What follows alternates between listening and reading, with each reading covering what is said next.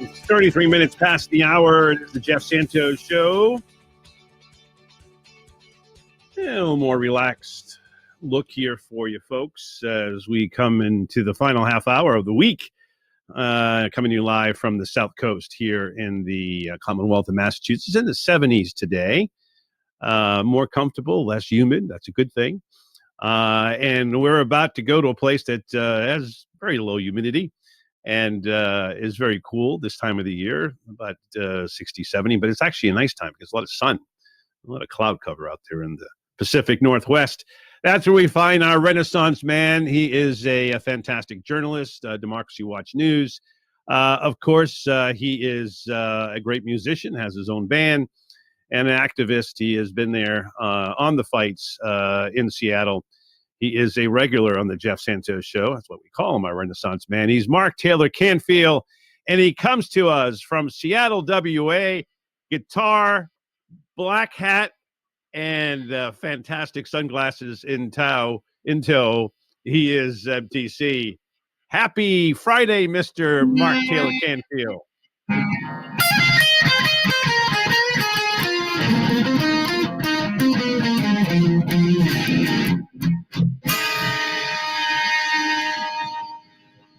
Jimmy, eat your heart out, man. How you doing, Mark? Oh, that was loud. I'm glad I have earplugs in. It's been great. It's summer. It's so great to be back with you on the air, Jeff. It's been a long time. You're one of the best, so if not the best. So it's really an honor to be here with you. Bumbershoot is coming up, and you having lived here, you know how great that is. I got to cover the Seafair hydroplane races as a journalist. I got to hang out in the pits with the crews and the drivers. That was cool. Congratulations to Timothy Kelly, who will probably be the world champion this year. He won the Seafair Cup. I was cool hanging out and getting an interview with him. And we have been doing gigs at the Central Tavern, actually Central Saloon, formerly known as the Central Tavern, where all the old grunge bands played back in the day. They have a new series on first Thursdays. Yeah, I've been playing there with Aaron Jones. Aaron Jones is our local guitar hero. He toured with the Rolling Stones last year as their opening band. So he's a great guy. So he's been coming down, and we've just been ripping up the stages, setting them on fire lately. It's been so much fun. And it's great to be back with you, and good to be here in Seattle where, yes, it's relatively nice. We had some cool weather for a while, which was a break from the sun. But today I think it's going to be up around 76 degrees. So I'm going to be out there with my friend Jennifer on a kayak. We're going to be having a great time, probably out on Lake Washington somewhere. So looking forward to that. Great to talk to you. How's the weather in Boston? Well, I was just saying it's about low 70s today, and I think 74. And, look, we've had our 90-degree temps. I think it was 88 on Monday or Tuesday. So, you can't complain. Love the coolness. This is a good time of the year to come and visit. And, very much like your great city of Seattle in the Pacific Northwest, low humidity and so forth. It's a good time of the year. Right until it gets to be November and it gets too cold. And then we go into winter. But anyways, it's a good wicked stuff. Cold, right? Yes, wicked cold. Right. Well, I know you had a chance to watch the debate last night. I want to get just a cut from you, which I think you understand, being a millennial and so forth. I want to bring up the name Usher.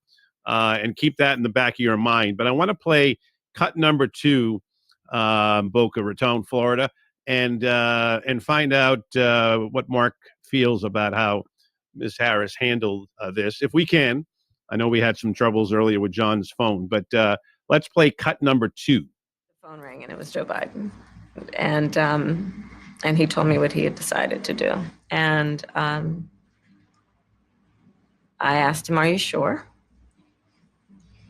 And he said yes. He suggested that you happened to turn black recently for political purposes, questioning a core part of your identity. Yeah.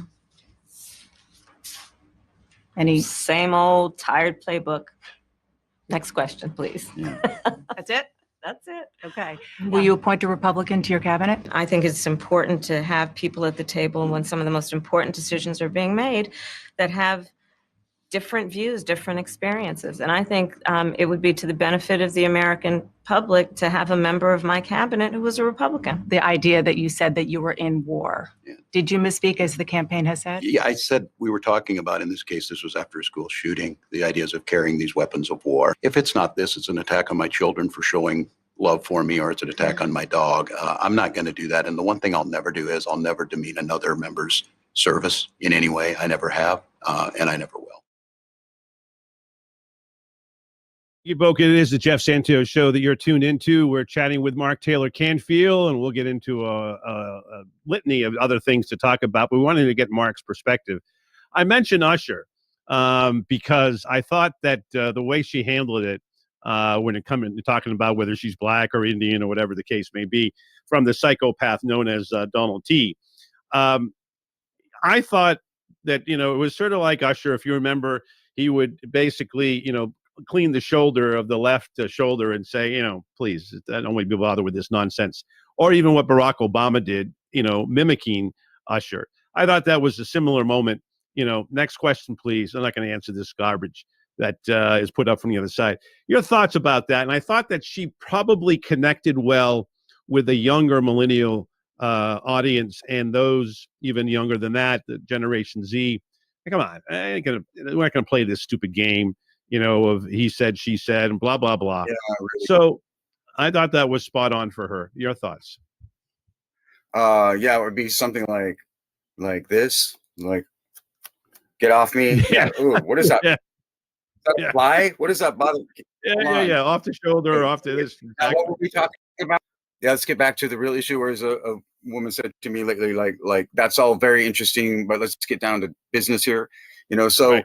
It's actually not interesting. I think that she handled it well because it's really a good thing, I think, psychologically and culturally, to just treat it the way it is. I mean, if a child says something really inappropriate, you try not to draw attention to it. You see what I'm saying? Right. Discretion is the better part of valor, as Shakespeare would say. So I think that was a very good way to deal with it. I think it's a good way to just set the standard that we're not going to deal with this crap. Okay, this is not legitimate conversation here. Please, let's get on to something real. And then I don't always agree, obviously, with Kamala Harris. I cannot deny that it's going to be a historical moment in American history if she is elected. I've said many times before, a woman should have been elected a long time ago, not necessarily Hillary, but somebody should have been elected. Right. There should have been a female leader in the United States long ago. There have been many other Western democracies and other nations around the world who have had female leadership. It's way past time for America. But I do not agree with her on fracking. I do not agree with her on the United States policy towards Gaza. So there are some very major disagreements. And I did want to bring that up, Jeff. Yes, she did a great job with that question. In general, it was interesting to me because she seemed kind of low key throughout the interview. She's a very fiery speaker and good debater. But when it comes to one-on-one conversation, she gets it's more like she's sitting at her kitchen table, which is interesting. I don't see too many politicians like that. That could be I think good that's or a bad. Actually a win. I think it's a win thing, a win-win for her, because I think the first thing, Mark, and I think you understand this because you're a good dude, you want to like your candidate. You want to like the person, particularly if you're new to understanding who she is, and particularly Walz as well. And I think that she comes across in the last 2 minutes of that interview, I think was very complimentary for both Walz and Harris, talking about the grandniece of Miss Harris, and of course the son, Gus, a disabled son of the governor of Minnesota, now of course the vice presidential candidate on the Democratic ticket. So I don't think that she had to go full bore. I don't think she had to, and I even though I agree with you on fracking, I don't believe it's good. But I think she wants to be consistent. She's been consistent since she became the nominee of the Democratic Party in 2020. It's also smart politically because Pennsylvania is very much for fracking. A lot of the Democrats, and I believe Shapiro as well. So it's smart in that regard. Look, 4 years from now, maybe she'll learn about what happens in Pennsylvania. Maybe Pennsylvania goes, but she and Joe Biden, created 300,000 new jobs under the IRA plan. That wouldn't even be a thought, never mind legislation, if the psychopath was in office. So you got to look at it from that perspective. I agree with you on the. Go ahead. Oh no, I was just going to say, to respond to your question about what the young people think. I think her commitment to climate change is very important. What she says about Gaza now, she really wants those votes. If she wants votes from the left and from progressives and from students across the country, get a ceasefire now. I agree with you. That to me is a different story. That is a different story than the issue of fracking, and I'll tell you why. Hey, but because now. No, go ahead, please. I'm curious. I think the difference is that these are human lives in Gaza with 45,000. And she can make a very clear case that Netanyahu does not represent Israel, that Netanyahu has nothing to do with the long history of the United States and Israel, nothing to do with Jewish Americans. What it has to do is about the ending of the war, ceasefire now. I would advise her, and I've said this from day one, that she needs to separate from Joe Biden. And one of the ways she can do this, Mark, and I think I want to get your view on this, is the fact that she can say, look, Joe Biden has a 40-year relationship with Netanyahu. It's sometimes hard to sort of just switch that off and become a tough guy. I don't have that. I was 12 years old or whatever in the 1970s. And I understand what has been done. This is a tragic, vicious kind of killing that didn't have to be. So I think she could separate, but yet not throwing Biden on the bus and say, look, for the next few months, we're going to work together here for a ceasefire. The faster, the better. Should have been done yesterday. And the other thing I would do is I would quote Imad Omar, the former prime minister, who said that Netanyahu, about 2 months ago on the Joy Reid show on MSNBC, should have been gone yesterday. So she can use that to her advantage. And I don't think she has to, put a line in the sand between her and Biden, because she's not there yet. But, she's not the president yet. I mean, that is. So I think that would be the way to go. But I agree with you. It has to make a distinction between her and Biden, and obviously between her and Trump. Go ahead. The fact that she's mentioned her commitment to addressing climate change, the fact that she is for some kind of Green New Deal, that's going to really appeal to young folks. So she's already on track there, but she's got a problem with the issue of Gaza. So, but I will tell you that there are a lot of women who seem to be very excited about the opportunity of voting for her in my circle of friends and in this area of the country. And there are some young people who are saying that at least maybe I can vote for somebody who's under the age of 80, which is kind of good. Yes. We're a little bit behind, the age of 70, it would be, that's where we are right now. Yeah. We're still like a few generations behind the ball here, but it would be good, and I have a song coming out, Jeff. It's called Sold Me Down the River. Okay. And that is something, it's a sentiment that even Dr. West mentioned the other day in one of his interviews, I think on one of the major networks, but it's a term that means, you're selling me down the river to somebody who's going to exploit me. And that is something that I think a lot of young people think our political leaders have been doing. And a lot of people in the middle and on the right, are also thinking that these days, that somehow the government has done them wrong, that they've got to have the New Deal, they have the unfair deal, or whatever you want to call it. So I think, that's one of the issues that people have to concern themselves with. And that song, by the way, is going to come out on Spotify and Amazon and all that within the next few days. But it's this idea that we've all kind of been messed over by the neoliberals and conservatives who don't seem to understand what's happening with poor and working class people in this country. Hello, we're all out here and we want to vote for somebody who will represent us. We're just waiting for somebody to be that person. So it's not going to be Trump. He's trying to bash, he plays both sides. Of course, he tries to bash the unions, and then, then he says he's for unions. It's BS. It's huge BS. It's all hyperbole, lies, propaganda coming from his side of things. I mean, you can't really take it seriously. I've just wrote a little piece about that, about just how authoritarianism all across the globe throughout history has always done that, trying to erase history and, trying to redefine reality in some way that doesn't even make any sense. That's not even connected to people's daily lives. Well, we saw that at Arlington the other day, didn't we? So I think that Kamala, is in a good shape right now. And I was surprised that her interview was a little low key. I think younger people might have wanted to see a little more of that AOC bouncy, energetic kind of feel. But, she's a mom and a grandma, and she's trying to, take it easy and be clear about what she's doing right now. But I do think that when she gets behind a microphone in front of a crowd, she's a little bit of a different person. Jeff. Yeah, she's a little more fiery. Yeah, I don't have a problem with her demeanor. I think it's who she is. And again, going back to what I said earlier, I think that she is a relatively easygoing personality. Now, when she gets attacked, that is the other issue here. And I think there is a real need here to maneuver a direction that I think is incredibly important. And, if, for instance, it comes up again, you're black now, you were Asian before. And she said, look, I'm not going to honor this line of thinking. But when it comes up, about, what if somebody asks her the question, how you feel about being a woman, an Asian American, how you feel about being a Caribbean American, I would take that opportunity and say, look, this country has a lot of work to do to help unify people from all walks of life. And I'm proud to be a Caribbean American. I'm proud to be an Indian American. And we're all in this together. We're not trying to divide like the other guy across the floor from me.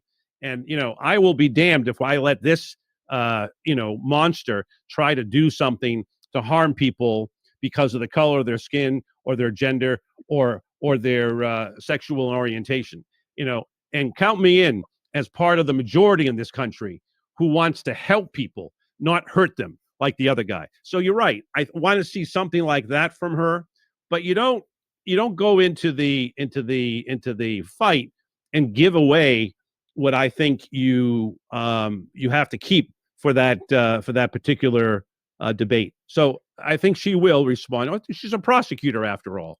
She can get wound up. So that's what you're telling me, sir? You're telling me the truth? Yeah. That kind of thing. Yeah. You can't handle the truth, So I don't know. Yeah, no, I think no, she's an interesting person, and I think that she's going to get extra scrutiny for many reasons. The fact that she's a woman, there are a lot of people out there still in the male population who are questioning that, which is totally ridiculous. But like I said, we're a little behind the times.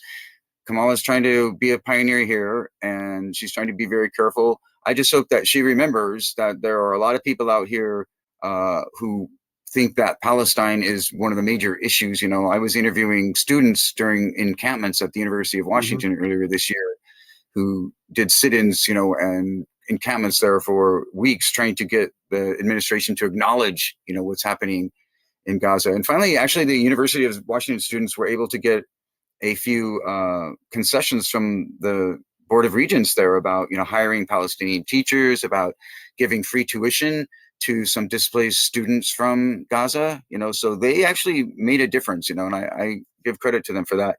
But this is an issue I think the Democrats are really weak on. They keep ignoring, and they do it at their own risk. But as far as your comments about the difference between their approaches, I totally agree. Earlier this month, I wrote a piece about the difference between the Democrats and the Republicans. And I just said, if the Democrats win this presidential election, it probably will be because they are preaching a message of unity rather than division. People like to hear that we can work this out together.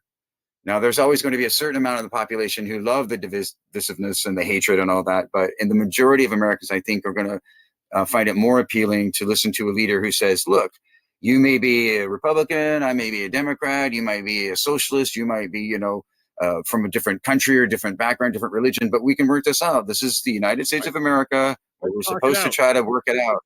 Yeah, e pluribus unum, not, Republicans versus Democrats versus Greens versus whatever. We all need to work together in this country. And I think people like that. It's an empowering message. The message of, the country's falling apart and everything's terrible. And I'm not World War III, Great Depression. Yeah, exactly. Yeah, it's a doom and gloom even be close, really, when you get down to it, Mark. You have to MTC. scare them all the time. You have to actually inspire them. Fear is something that people will motivate people, but not in the long term, not in the long run. And we all know that. Yeah, exactly. People are also realizing this now because they've seen the act going back to 2008. It's like, the show on Broadway, after a while, people get sick of it. And like, I've seen Hamilton, I've seen Cats, whatever, One trick pony. The DP show is already, X'd out. So.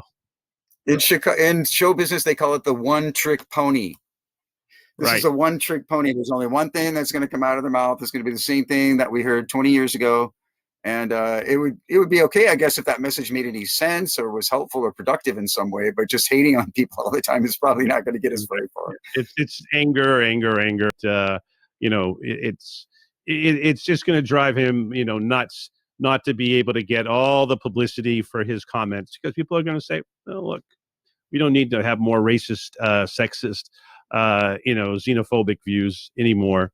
So you can go on your channels, but the next time you come on independent media, or he said, she said station like CNN, you're not going to be allowed to do that stuff. So I think that's where it is, and we'll see what happens from there.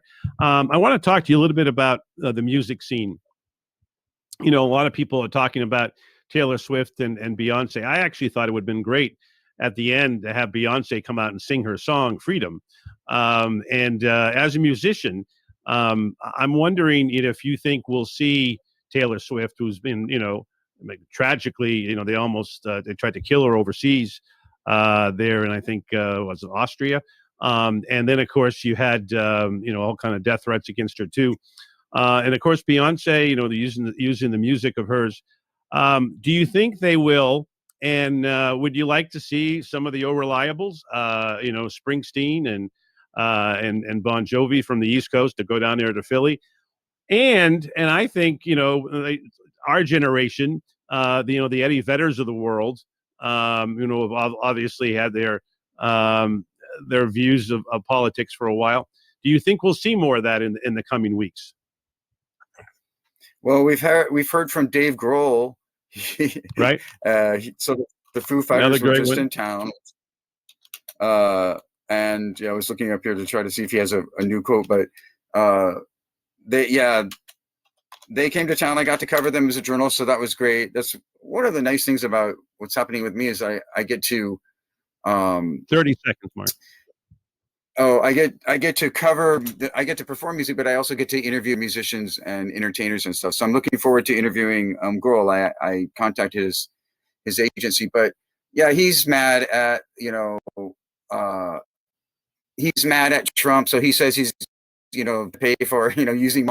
I think that's becoming in the music right now that people are just fed up with the guy. So I would like to hear more about it. I mean, there's definitely a place for those pain and really motivate people. And I don't think he's going to continue to speak out no matter what he always does. He's like, confronting Reverend Phelps and the transphobic people down there in Kansas and stuff. So he's not afraid to do that. It would be nice if a few more artists would step up and go Mariners. There you go. Hey, man, all the best. And good luck to your Seahawks, too. Mark Taylor-Canfield here on the Jeff Santos Show. Check him out on YouTube. Thanks, Mark. All right, great to talk folks. To you, Great to talk to you, too, man. All the best to you and Seattle WA. I want to thank Boca for a great job today. Freddie Stantori and the gang down there. Thanks, Allie, and her great work on social media and TikTok, on the website. Again, thejeffsantoshow.com. Check it out over the weekend. Have a great, happy Labor Day weekend, folks. Back on Tuesday. Until then, my name is Jeff Santos, and right now, it is my time to say I gotta go.